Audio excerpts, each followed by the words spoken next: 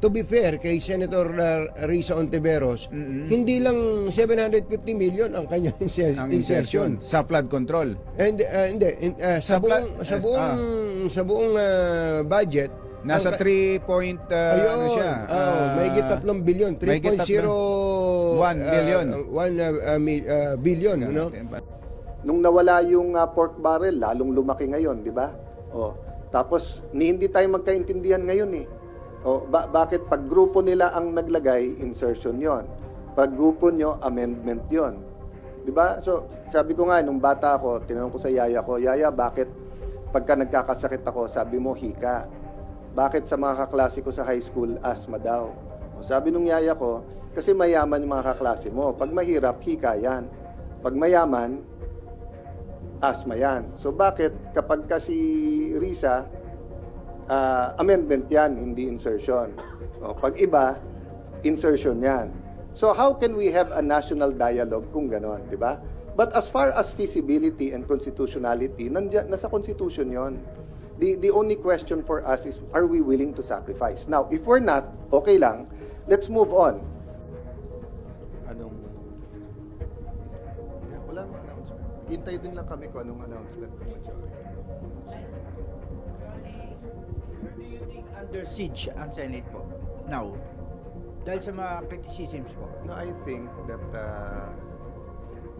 all government agencies or at least departments from the executive, political kasi hindi naman yung Supreme Court but yung Congress, Senate, national, may crisis sa trust. Kasi nga napaka-massive nitong sa flood control. Tapos it deals with infrastructure pinakamalaking budget yan, 1 trillion. And then, of course, yung mga lumalabas ng testimony. And then by October 25, 3 months na since sabihin to ng Pangulo, hindi pa malinaw kung sinong kasalit, sinong hindi. At hindi pa malinaw, for example, the very least, linawin naman kung ano yung ghost.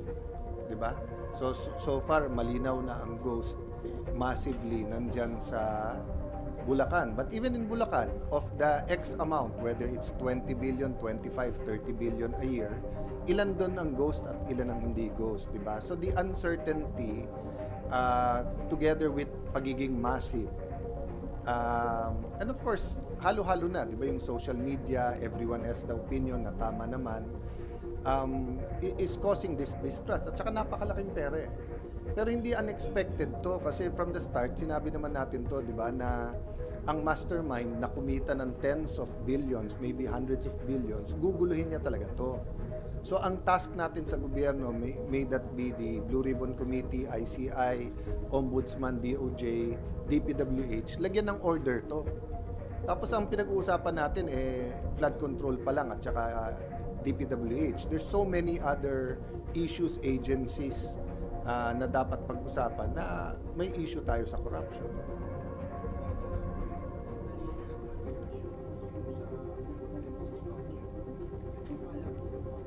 No, ibabalik ko sa inyo, di ba? Pag sinabing may massive issue sa lagayan or sa PR or corruption sa media. So pag sinabing sa media, networks yan, dyaryo, radio, regional, etc. Tapos minimize ko. No, I'm only talking about national media. And then naging House, Senate, Congress. The longer it takes to pinpoint, diyan pala sa press corps ng Senate, wala palang involved. Diyan pala sa Malacanang press corps, may 2. Diyan pala sa House press corps, may 3. The sooner na may certainty, yung trust hindi against everyone, yung kawalan ng trust hindi sa lahat at sa institusyon, di ba? Pero habang everyone's a suspect and then parang may lumalabas pa na parang may takipan, bababa talaga yung trust. Doble ang problema nun sa Senate. Why? We knew from the start of this administration may tangkang magkaroon ng People's Initiative at tanggalin ng Senate. So pag bumaksak ang ratings at ang tiwala ng tao sa Senate, not only will you have one less group that will fight corruption, you will also weaken the institution that has so far since 1987 been the guardian of our democratic process. So yun ang problema. Doon ko nahugot yung aking, kasi pinapanood ko yung yung September 21. I really believe every single person who went there sincere, gusto ng pagbabago, transformation, fed up na, galit. Pero makikita mo yung leaders, iba-iba direksyon. Meron resign pero wag si Marcos. Resign pero dapat si Sara. Resign pero si Marcos lang. Walang dapat mag-resign, dapat makulong. So dun po nag-start ko ma-discern na what if lang, what if? What if the President, the Vice President, lahat ng Senador, lahat ng Congressman mag-resign and then wag tumakbo ng isang cycle? Baka sakaling bumalik yung tiwala at pag may tiwala, dyan papasok talaga yung mas mabilis ang lahat ng ginagawa at gagawin para managot ang dapat managot. Natawa lang ako dun sa mga nagko-comment ng ayaw namin mag-resign kayo, gusto namin makulong kayo. Dun sa mga guilty, pag nag-resign, mas madaling ipakulong, hindi mas mahirap. Kasi yung suspect mo nasa gobyerno lahat ngayon eh. So habang nandun sila sa pwesto, mas mahirap talagang panagutin. At kung ikaw mastermind, mas madali mong guluhin kung mga kapwa mo na sa gobyerno, nakapwesto pa lahat.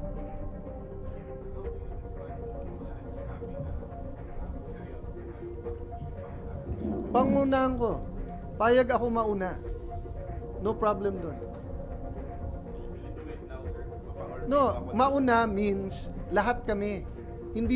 Walang nagsasabing ikaw mag-isa. Kung mag-isa ako, hindi mangyayari yon. Ang natin, national renewal, di ba? So, pag sinabi natin corrupt yung media, lahat tayo mag-resign. May mauna talaga, pero sasabay lahat. Pag isa lang nag-resign, walang mangyayari. Di ba? Ang sinasabi ko, mag-sacrifice tayo, hindi mag-suicide. Gusto nila, ako lang mag-isa. No problem, yun ang gusto nyo. Pero it will not solve the problem. The problem will have new hope if we do it all as a group. Kung gusto nyo mauna ako, basta't may assurance akong susunod kayo. Sen, tingin niyo po, pag pinangalahan niyo po, walang susunod sa inyo? Tingin ko, sa ngayon lang, kahit sinong mauna, baka nga hindi eh. Suntok sa buwan naman tong proposal na to. But you never know. Minsan tinatamaan ng buwan.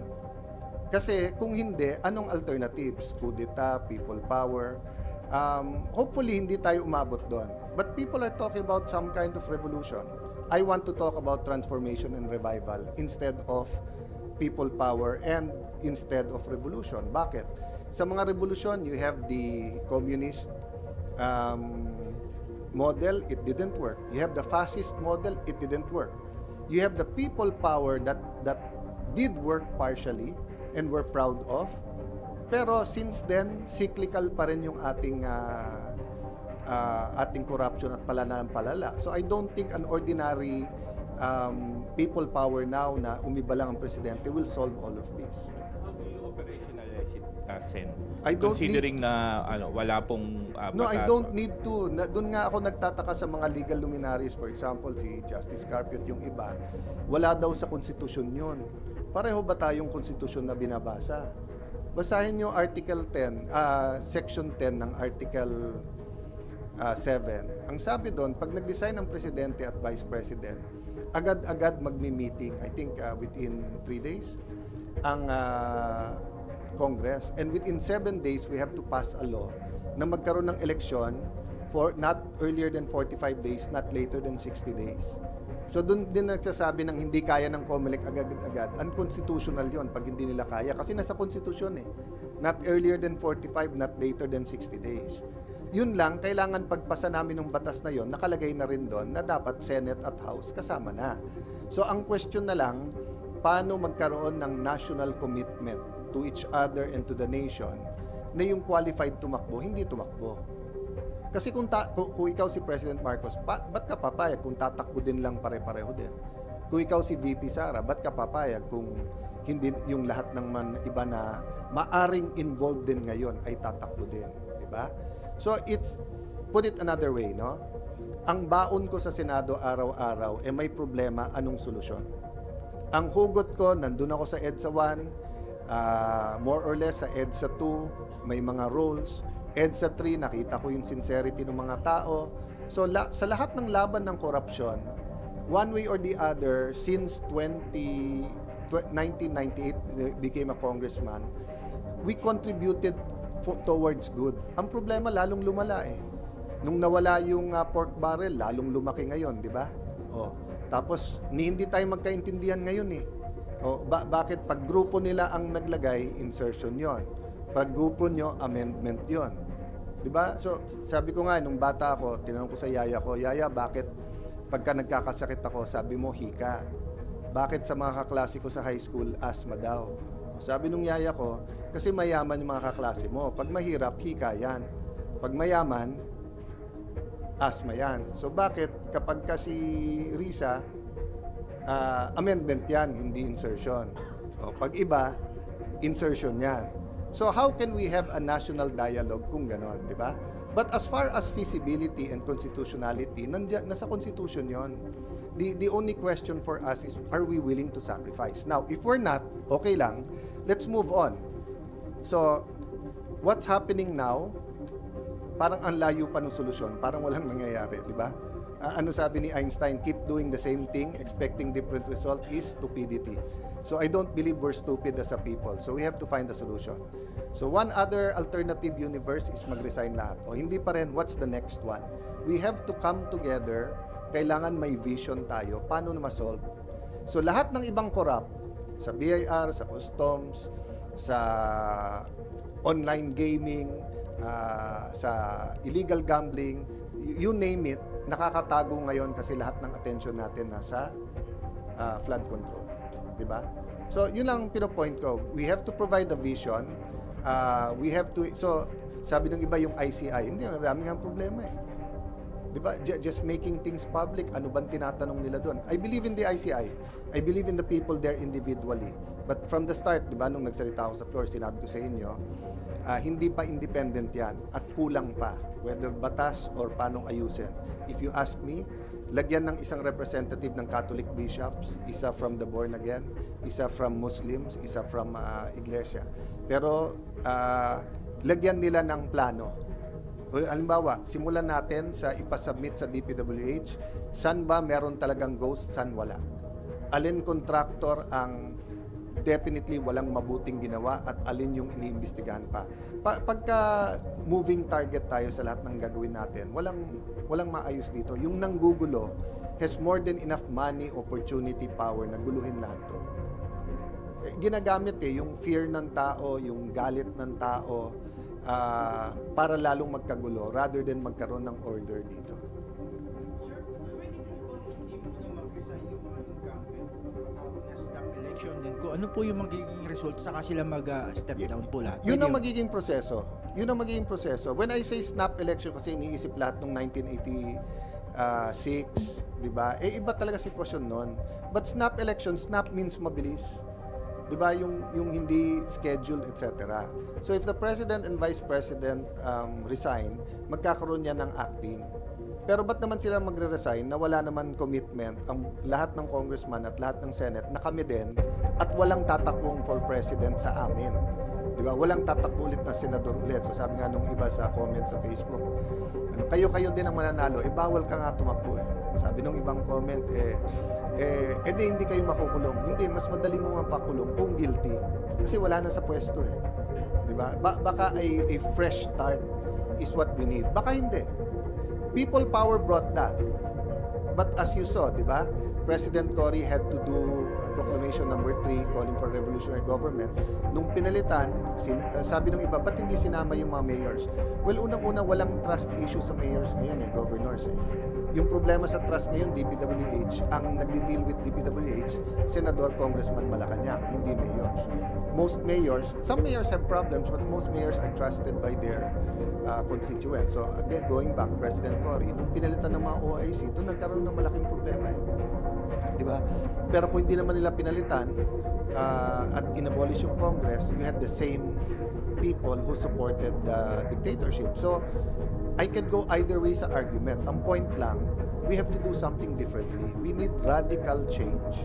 We need transformation. We need to attack core values ng ating gobyerno ngayon. It's not happening with the present joint or parallel investigation of DPWH, some individuals, NGOs, ICI, and the Blue Ribbon Committee. Sa Blue Ribbon nga lang nagkakaproblema eh. Pero tingin ko sa lahat ng problema, yun ang pinakamadaling ayusin. Kasi tamang papalit kay Senator Lacson, tapos magandang caucus, i-announce ang direction, transparent na rules, tingin ko maayos natin yung investigasyon ng Blue Ribbon. Dapat ba ituloy? Dapat, pero dapat bipartisan or non-partisan yung direction, tapos klaro kung anong direction. Sen, good morning po. Speaking of Blue Ribbon Committee and speaking of resignation din po, may we get your statement po sa pagbibitiw po ni Senator Ping, and meron po ba kayong inaay or personal pick po kung sino po yung mag-chair ng Blue Ribbon Committee? In my case kasi mahaba na rin ang history ko kay Senator Ping. I believe in him, in his integrity, kaibigan ko rin. Having said that, it's not a secret naman na meron kami, meaning yung minority, ako personally, difference of opinion sa direction and yung handling. Dati kasi, nung mas bata kami pare-pareho, aside from, bata pa rin naman si Timpat, mas payat na ngayon. But maraming bata sa inyo ngayon, pero yung mga kasabay ko na nung neophyte dito, dati kasi 70, 80, 90% nung takbo ng committee, pinapabayaan mo sa chairman yan. But ngayon, iba na ang mga members ng Senado. At the same time, may social media ka, di ba? Na every participant, hindi lang nanonood. Real time yan online. Nagko-comment, nagbibigay ng etc. No? So, iba na ngayon. So, yung direction ng committee has to be by consensus. And we disagree na, I agree with Senator Ping na pag nagpapa-interview, opinion mo yon. Pero paano mahahati ng tao yung opinion mo bilang chairman versus yung opinion mo bilang isang senador? Magkaiba yon, di ba? So, personally, hindi ko hiningi o hindi ko inasahan o hindi ko ni-expect na magre-resign. Kasi usually that's fixed through the majority. Pero nung nagkaroon ng media reports, hindi lang media reports, nung sinabi ni Attorney Fortune na may babanggitin pa, dyan biglang nakita ng majority, sandali lang. Pag binanggit, may basis pa. So matagal na namin sinasabi yon. Walang problema magbanggit sila ng senador. Dapat magbanggit sila. Pero dapat klaro yung basis at tinitignan muna ng committee. So, nung sinabing may babanggitin pa, nagbago bigla, nagkagulo. So I'll stop there kasi nga nag-uusap-usap pa sila. But kaming minority, hindi kami nakikialam sa majority. Ang gusto lang namin, pagka may hearing, may session. Para kung hindi kami sang-ayon sa nangyayari sa hearing, meron session kung saan magde-decide kung ano nangyayari. So, but I do believe Senator Soto, Senate President, is on it. They're talking about it. So, it's too big an issue, too big a committee na hindi namin ayusin as a Senate.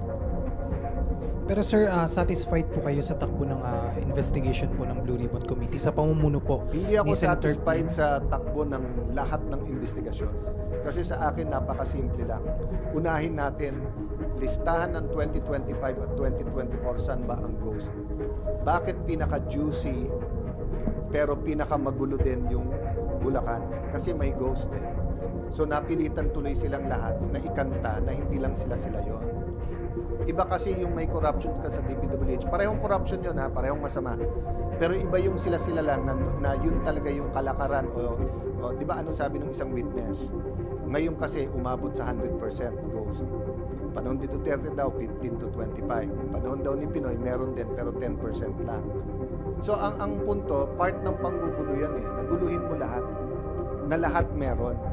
So saan mo umpisahan? Hindi ko rin masabi basta-basta. Pero sa akin clear, most guilty and mastermind. Paano mo habulin yung mastermind? Kailangan may working theory ka. Ang working theory ko, this wasn't an ordinary, pwede dito, pwede dyan, 15%, 25% ghost. Hindi. May tumingin sa buong pondo at sinabing, oy, pwedeng may gawin ako sa pondo na to. Benta ko to. Dito. At may kasama doon. Paano mo mabubuo yung theory na yun kung tama o hindi? Simple lang. Kumuha ka ng kung saan yung mga ghost, pag lumabas yung listahan na yan, tapos isa-isa imbitahin niya. So katulad ng nangyari sa Bulacan, and then mako-compare mo ngayon, di ba? Kung put it another way, kung walang problema sa flood control, kung walang naging corruption, tapos lumabas ang listahan ng bawat senador, hindi ka naglagay sa flood control. Hindi ba mali yun? Isipin mo, may mga lugar sa Pilipinas, sobrang bahay, hindi ka naglabi na lagyan yun. O pero ngayon, walang umaamin sa flood control kasi nga may corruption yun. Pero hindi natin mahati kung sinong naglagay na wala namang corruption kasi amendment yun, sinong insertion na ayaw lang amiti insertion kasi mali yung salita, at sino talaga yung may kasama sa sindikato na pinagkakitaan lahat ito. Kaya gumulo. So now, having said that, when you say we're not satisfied, it's not the whole fault of the chairman. Isa din lang siya sa iba. Diba? So, as I said, diba, maraming na-expose, maraming magandang nangyari under the chairmanship of Senator Lacson. And if this was 10 years ago, 15 years ago, I don't think aabot sa mag-iisip siya mag-resign. Pero iba sitwasyon ngayon eh. Iba din ang mga iba't ibang grupo. So, having said that, either wag na siya mag-resign at mag-usap-usap sa direksyon, or kung sino man yung papalit, mag-usap din sa direksyon. And yung usapan sa direksyon should be public and transparent, and walang usapan na takipan ng kahit sino man. Pero hindi rin naman pwedeng parang pagbabanggitin medyo grupo na to, go ahead. Pag etong grupo na to, wag mo nang banggitin. Pag siya naglagay, amendment yan ha. Pag ako naglagay, insertion yan. Hindi tayo magkakaintindihan pagka gano'n. Diba? Pag Malacanang ang nag-release dahil ano siya, unprogram. Ano yun? Insertion, amendment. Ano? O, hindi natin masagot. Kasi nga, we cannot debate and we cannot discuss unless we define the terms. Pero sir, kayo po, meron kayong choice po kung sino Choice po to majority yun. Kung gusto lang ibigay sa minority, I'm sure we can also find. Isa But po I kasi don't sa mga kinoconsider din po, again, si Senator Pia po, if I'm not mistaken, pinamunuan niya na rin po yung Blue Ribbon Committee. Sa tingin niyo po, Kasama ko siya Sunday night. At that time, kakasabi lang ni Senator Lacson na mag-resign siya. So hindi namin napag-usapan at all sinong papalit. In fact, yung proposal ko na resign all, I think hindi pa niya nababasa kaya hindi niya ako kinonfront about it. So, but since Sunday night, hindi ko pa siya nakakausap. So, but hindi ko siya kakausapin unless tanungin niya ako anong benefit o hindi. Di ba kasi talagang usapan ng majority yan. And so far ang nangyari yung mga ayaw. Di ba? But basic lang muna. Dapat matuloy yung hearing. Dapat yung ICI din maayos at dapat may kung papanigan ko man yung ICI na wag i-live stream, at the very least parang korte na pwede doon reporters. Diba? Yung nakita niyo sa US, diba, yung pwedeng may magsi-sketch tapos nag-notes kayo. Pero yung hindi natin alam kung ano yung tinatanong at ano yung sagot, medyo mabigat yun. Kasi siguro ang kailangan maano nung ICI is that your conclusion has to be supported by the public. And usually, pagka hindi alam ng mga tao yung premise at yung proseso, hindi ganun kadaling suportahan yung conclusion. So, halimbawa, kung naging conclusion nila, 24 senador involved, or that other extreme, walang senador na involved, will you support that? Media na kayo, more informed na kayo than the public. Malamang you can't support it kasi hindi nyo alam nangyari before that eh.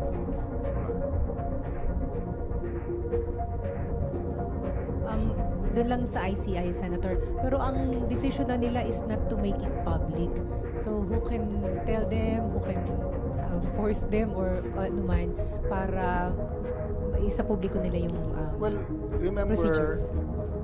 Pahapyaw, I talked about that on the floor na while it's a good idea to have an independent commission, anong parameters? Diba? Kasi at least ako pag independent kasi, independent from who and what? Balik ko sa inyo. Yung first meeting nila sa Malacanang, tapos ang nag-appoint Malacanang, walang opposition na in-appoint, walang religious leaders na in-appoint. Tapos nung si Ate Claire inintriga si Magalong, nawala, sila nag-appoint ng bago. So, di ba, everyone sees the sincerity of the president in getting but it's not necessarily independent. then do they have the powers? Then hindi siya, diba? So, maraming problema. And then yun nga, then yung House may investigation, tinuturo Senate, tumigil. Senate, tinuturo House, napunta sa biglang pinalitan yung chairman. So, but I can tell you, medyo unfair sa minority yung sinasabing pag nagpalit ng suspect yung Blue Ribbon. Naumpisahan yan. Mga miyembro ng minority nandun. Si Senator Marcoleta ang chairman nung nag-umpisa. May narinig nyo ba kayo sa amin na suspect na papatayin to? Kasi alam ko hindi papatayin ni Senator Lacson yung hearing na yan. Iba lang yung direction. So even if mapunta sa minority or yung minority maging majority, walang papatayin ng investigasyon na yan. And yung direction is important in the sense that people will understand. But it's open. Any senator can butt in at any time. That's the nature ng congressional hearings, kaya maganda. Diba? Titigil lahat yan kapag matibay yung batas sa ICI and mapapakita nila yung direksyon at mapapakita nilang lumalapit sila, hindi lumalayo. Lahat kasi ng investigasyon ngayon lumalawak. I will not say that the investigations daw has not been producing fruit. Ang problema nga, hindi natutumbok yung bullseye. Yung masterminds with an S. And secondly, yung sistema. Any crime, kailangan may working theory kanyan. Diba? Yan ba, sabay-sabay na lang na corruption everywhere? Na nagkanya-kanya na lang? O yan ba, may isang mastermind na eto pondo ng gobyerno, paano natin gaganituhin? So, wala kayong narinig na gano'n, wala tayong narinig na gano'n. Diba? Magkakalinaw yan, ilabas lang kaagad yung saan mga lugar. Kasi kung makikita mo, nationwide, meron biglang ghost lahat. Ibang usapan yun. Pero let's say, 4 na probinsya, kalahati lahat, pati yung percentage, ha? So, kahit sa Bulacan, hindi naman sinasabing 100% doon ay ghost. Kasi kung 100% ghost doon, edi pila na natin din lahat ng contractor doon. Maraming masasabi yung mga yun. Diba? Basta yung sa ICI is open it to the kung hindi man buksan sa publiko, at least sa media. More transparency. So, dun sa sinabi nilang ayaw nila i-live stream, sige, assuming hindi na magbabago isipan nila. So, ibalik natin sa kanila. What form of transparency can you offer that will give us enough information that the journey will be together? Hindi kayo lang. Ano bang downside sa Senator sa na-close door siya? Hindi, kasi kahit sinong nag-iimbestiga ngayon, iniimbestigahan din eh. Kaya syempre, iwas intriga yung, di ba kahit kami naman sa Blue Ribbon kung ginawa namin executive committee at executive session, tapos kami lang. Kaya lang, maniniwala ba ang publiko sa mangyayari? Ang kaibahan, hindi naman congressman, senator na sa ICI, so wala naman silang projects doon. But diba, yun ang sinabi ko kay Senator Ping noon, nung sinabi niyang hahabulin niya ng taga pag may nagsabing may pondo siya. Sabi ko kasi yung motive or yung pwedeng ibintang sa'yo, hindi lang yung pondo eh. Lahat tayo may interest eh. Political interest, economic interest, interest sa atin. And it's not always bad. Di ba? May motivation tayong lahat eh. Kaya ang kakampi natin dito, kayo nga network eh, news network eh. Minsan naharas pa eh, na may agenda kayo eh. Di ba? Yung pakayang etong mga political. Yun yung isang suggestion. Will they allow X number of media? Let's say 10, 15 a day. 5 from TV, 5 from radio, 5 from print. Mas marami sa print. So for example, the questions they ask. Kung ako, I would crowdsource that. Kasi your answers is only as good as your questions. Senator, isa na lang magpapalit na nga ang chairman ng Blue Ribbon Committee. So, ano yung hinihingi ninyong guarantee from the minority na magpapatuloy yung investigation? Hindi kami nakikialam sa affairs ng majority. No? Lahat tong mga rumors, etc. nanggagaling dyan. Nasusutan ako ng asawa ko live Sunday night kasi nga sa dami nagte-text sa akin, totoo bang Monday? Wala namang sesyon eh, di ba? So sinabi ko sa Facebook live ko, walang mangyayari Monday. Unang-una wala namang sesyon, di ba? No, so sinabi ko nga doon na sa Friday may mangyayari pero hindi ako si Cheese. Sumigaw ng hoy tapos may sut-sut yung asawa ko. Kasi nga hindi pa niya narinig yung ending. Ang sabi ko, sa Friday birthday ni Cheese. Kaya siya ang maghahanda. Ako kasi 28 pa birthday ko. Sa minority, hindi namin pinag-uusapan. Pagka nasa TV, ganyan, may magpo-post, totoo na ba, ganyan? Hindi. Nasa majority yon. Nung humiwalay yung 5, para magsabing independent kami. Ang tagal nyo naman sa Senado, di ba? Kung gusto nila sa minority, di magkasama na kami majority na. Nung humiwalay sila, simple lang ibig sabihin nun. Hindi kami happy, ligawan nyo kami. Or mag-usap tayo. So, hindi kami nakikialam pag ang usapan, purong majority. Pero pag usapan sa Blue Ribbon, usapan ng buong Senado yun. At yun lang pakiusap namin tatlo. Three things, di ba? Yung direction, make it joint, di ba? Number 2, let's define the terms and make it fair to everyone. Ha? Then, 3, walang takipan. Pero ano yung ating safeguards na walang susian na lang dyan na who will say what. Diba? Nung lumabas yung picture kay Senator Ping, I felt for him. But everyone else is the victim of the same thing. Diba? Hindi ako sure, pero as far as I remember, isa po kayo sa mga nabanggit na pwedeng pumalit sa Blue Ribbon Chair. Si Senator Ping. Is that possible? And if in case, possible ang minority. Tatanggapin niyo po. Possible ang minority, but I don't want to be presumptuous. But possible yung minority. In fact, I'll compare, kung bibigay nila sa minority, I'll compare it to a coalition government. Di ba now and then, pag na-elect ang presidente, pero medyo close yung election, kukuha ka ng mga cabinet members dun sa mga partidong kalaban mo. It's possible. I'm not sure how comfortable they will be. But would you, if they offer it to the minority, mag-usap kami. And then, sila naman ang mas marami. But until they offer it, hanggang dun lang ako na, what they call this, na coalition siya. Sa inyo po tatanggapin niyo? I don't even want to go there unless they offer it. Ang hirap isipin, tapos, diba? Isa din po yung sa kudeta sa Senado. Lumalabas din po yung pangalan niyo. Ano po masasabi niyo? I'm honored, I'm flattered, dami nagte-text, but I keep telling them, grabe ang problema ng bansa. It's really about the Senate being a salt and light, providing a vision for our people. Right now kasi the Senate is part of the problem. And it's not the fault of Senator Soto, it's not the fault of Senator Chis, it's not the fault of Senator Migs, it's just the circumstance. DPWH, Pondo, hindi transparent yung budget, so we're all equally guilty. But the Senate, in the darkest times of our country, always was the salt and light, provided a vision. So it's about providing a vision. Hanggang walang konkretong vision na pwedeng kagatin ng most of the Filipinos rather than grupo-grupo, magiging ganito. And the other reason na may constant to, kasi nga siyam kami. So 4 lang yung kailangan, di ba? Having said that, you would know, actually pag pinag-uusapan yan, malamang yan wala. Sen, also, there are definitions and scenarios of budget amendments and insertions are being emphasized by some senators, particularly in committee hearings. Kanina narinig ko po si Senator Loren Legarda, nabanggit niya rin po yung mga insertions. Why is this necessary?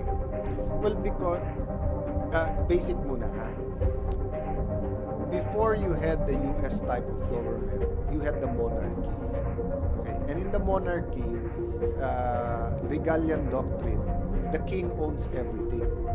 So if the king owns everything, he decides regarding everything, di ba? Public works, village, farms, etong baron na to or etong duke na to, you can have these lands, di ba?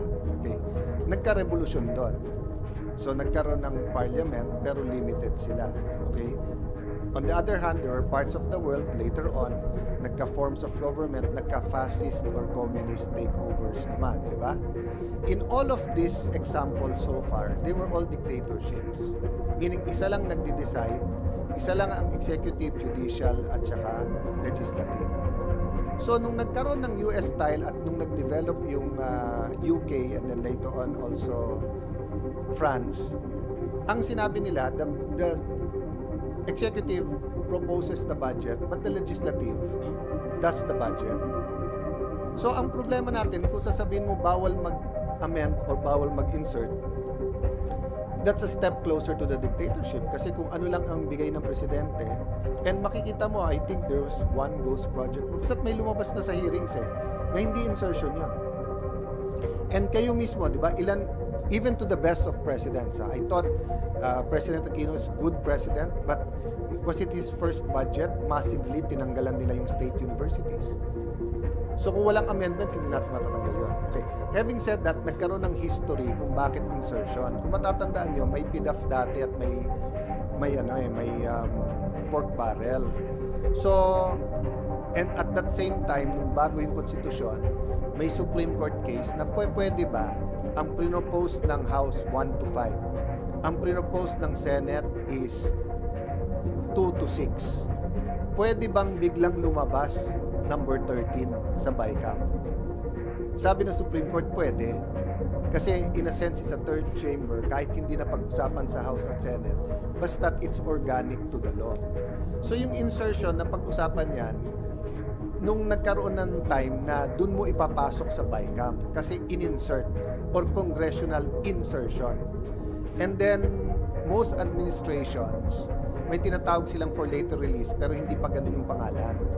But basically, yung principle is, pag wala sa president's budget yan, huling i-release yan. Pero minsan may usapan yan between the executive and legislative. Huwag nyo lang galawin to, eto lang yung galawin nyo, eto lang. Walang for later release yan, sabay-sabay release. So depende sa administration nangyayari yan. Okay. Then you had Senator Lacson. In the earlier days, nagka-project siya, tingin niya may corruption. So sabi niya, never again. Binan niya sa sarili niya na maglagay sa infrastructure. At nung may PDAF, kahit soft, kahit hard, hindi siya nagtatanggal. Pero nag-a-amend siya sa budget. So in his eyes, his vocabulary, amendment yon. So, pero pagka, insertion yon. Ang problema, maraming sumunod sa definition niya, tapos inattach sa insertion, na pag insertion, may corruption yon. Kaya nga kami sa minority, tinatanong namin, bakit pag lumalabas pangalan nyo sa majority, amendment? Pag lumalabas ang pangalan sa minority, insertion. That's what I'm saying. We have to have same definition if we're going to have a national discussion on the issues. Kung tirahan lang sa politika or batuhan ng putik, okay yan. Pero if we're going to have a national decision, ano yung president's budget na NEP na sila naglagay? Ano yung amendment? Ano yung unprogram? Ano yung etc. Para malinaw. Pero may gugulo nito. Kasi habang ang nagtitirahan kapwa, congressman, kapwa, senator, etc. I'm not saying walang guilty sa mga yan. Pero habang hindi na-expose yung mastermind, yan ang play niya. Guluhin mo na lang sila ng guluhin. Diba? Kailan na-convict si Miss Napoles ng anti-money laundering? 2 weeks ago? Last week? 2 weeks ago? So more than 10 years. So all the mastermind has to do is iyoyo niya lang lahat to. Diba? Hindi niya kailangan yung dribble, kikita mo pa yung bola, ginagano. Diba yung yoyo, pataas, pababa, pataas, pababa. Diba? Dribble o yoyo lang ang kailangan gawin ng mastermind dito. Mag-grow yung frustrations ng people. And then by the end of next year, kanya-kanya ng propaganda that the hope is the candidate in 2028. It can work, it cannot, pwedeng hindi mag-work. Kung hindi mag-work, baka magkaroon ng revolusyon. Yun ang na mabigat yun. Pag nagkaroon ng revolution ngayon, mabigat. It might be something that will be worse for the country. Sir, yung comment nyo lang po sa resignation ay sa pagkaka-appoint ni Secretary Remulla. 3 things. 1, sa taong bayan, pray. 2, sa atin lahat, bantayan. 3, kay bagong ombudsman na Remulla, congratulations and just follow your oath. So ako naniniwala lahat ng tao may talent at ang mabigat kasi pagka sa judiciary, COA, ombudsman, once na mag-oath ka, nasa sayo na yun. So kung magpapagamit ka sa politika, may grupo ka, may agenda kang sarili, you can do that. But if yung konsensya mo, yung direction mo, pag nandiyan ka na. Diba, we've seen that in the past. We've seen Supreme Court justices appointed, then they went against the president. Diba? Kasi sabi nila, sandali lang, pag-appointed na. So ako, it's a clean slate for me. Give Boying Remulla a clean slate, then bantayan kung anong gagawin mo. Yes. Sir Mary Monreyes from One News. Balikan ko lang po yung sa kudeta. Nasabi po kasi ni Sen. Amy, lagi naman daw po yung naging topic sa minority. Pero ngayon po ba, walang ligawan ng boto, ng signature po for a change of leadership? Pinawin ko lang nagtatanong ngayon One News. Yung una kasing naglabas nung nagkagulo, ano yun?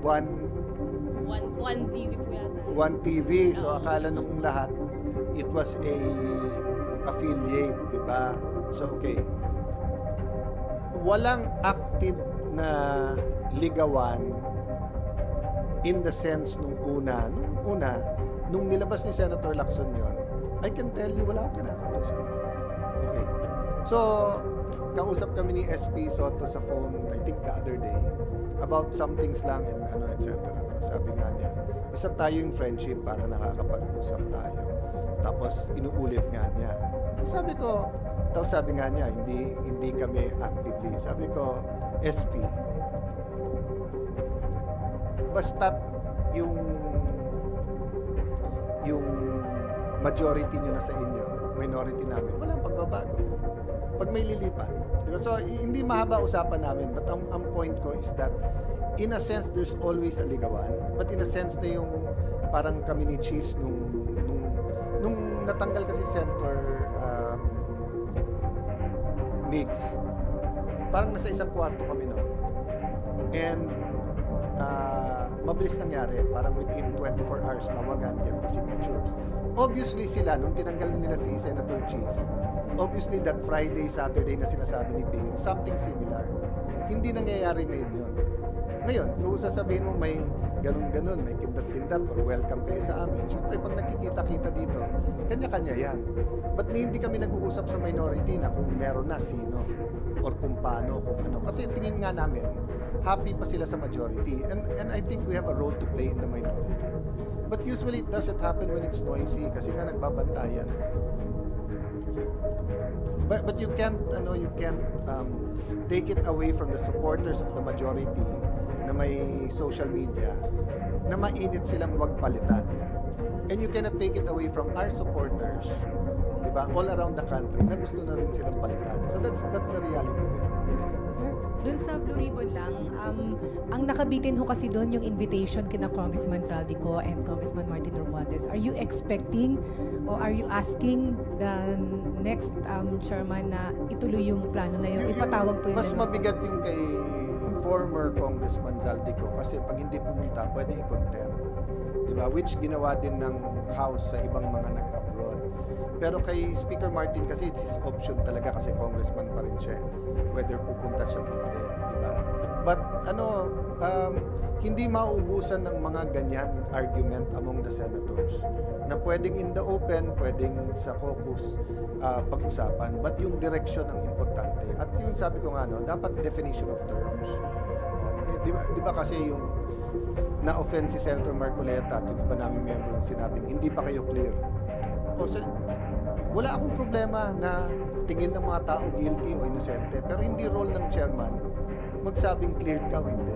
Role ng committee yon, pag may conclusion na kayo. Kung ako masusunod, mas magandang humarap sila pareho. Pero yung sasabi ko, mas madali yung kay former congressman. Kasi nga, hindi na siya congressman eh. So, pag in-invite mo, tapos hindi pumunta, pwede ka na mag-show cause, tapos pwede ka na mag-contempt. Sir, balik ko lang konti doon sa pitch nyo on resign all and snap elections. Yun nga po kasi apparently based on reactions, parang wala po masyadong sumusuporta. So far si Senator Erwin, pero tinanong lang, may kulatilla lang siya bakit wala yung mayors. Tapos si Senator Bato, okay daw siya. Someone told me okay si Senator Joel, pero hanggang dun lang. So kumbaga sa isang produkto hindi nabenta eh. Unfortunately, kasi I still think it's a good idea. Yun nga po, pero are you, kumbaga, do you acknowledge na it may be a an impossible idea and also meron po mga batikos na parang ano purpose niyan? Why are you pitching Well, it? two Baka things. Okay, pamumulitika one, po it's an kayo. improbable. It's not impossible. I mean, kailan ka pa mag-iisip mag-cleansing, mag-clean slate kapag sinusunog na ang bahay ng mga congressman, senador, or may people power na, or may communist or fascist takeover.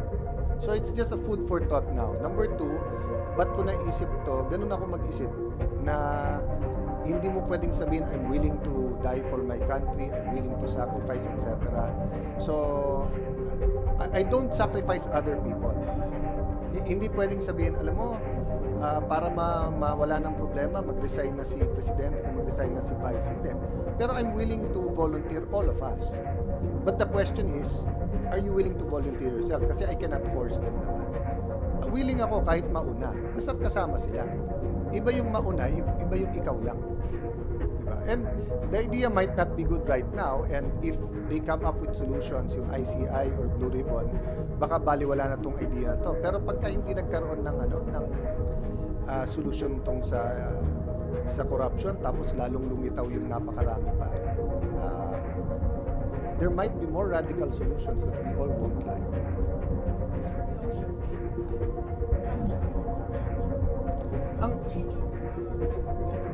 We have to have change. Baka mas ano? No, so we have to have change of values. Yung Chacha, meron nagtutulak niyan pero pabor sa kanila. Eventually, you do need charter change. There are things in our charter that needs change, but charter change cannot address corruption. Kasi it's not the system of government, it's the system of values, yung character, yung paniniwala, yung identity natin. Lahat ng bansa na kung saan yung cheating, stealing, and lying, kahit gaano kaliit, ay pinaparusahan at masama, mas maganda ang takbo nila sa anti-corruption. Pero lahat ng bansa na parang konting plagiarism, okay lang. Daya sa exam, okay lang. Huwag ka magbayad ng taxes, jaywalking, okay lang. Magnakaw ka, basta't konti, okay lang. Yun, dun sumasama. So we really have to have a change in values and culture. Unfortunately, or fortunately, I don't really know which, leadership matters. So ang problema natin ngayon, leadership, may distrust in the national leadership. Individually, I can argue otherwise. I can argue maraming nagtitiwala pa rin kay PBBM. I can argue mas maraming nagtitiwala kay Sara. I can argue between Alan and Soto, baka mas maraming naniniwala kay Senator Soto. Okay lang yan. But as an institution, presidency natin, Senado, Congress, there's so much distrust. Sama-sama kayo dyan. Walang inosente sa inyo dyan. Diba? So, yun yung napakabigat. Honesty kaya pag last to last din.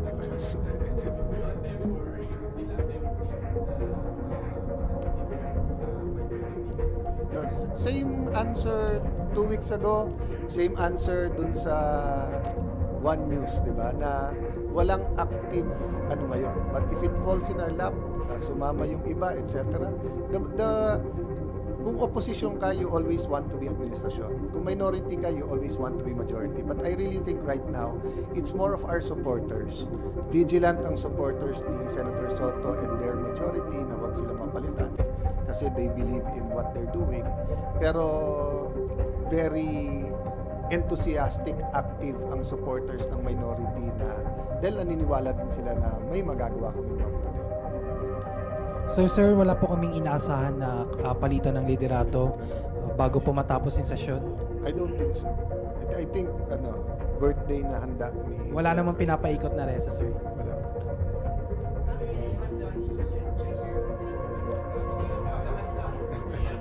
Paghahanda sa birthday. Thanks guys. See you Monday.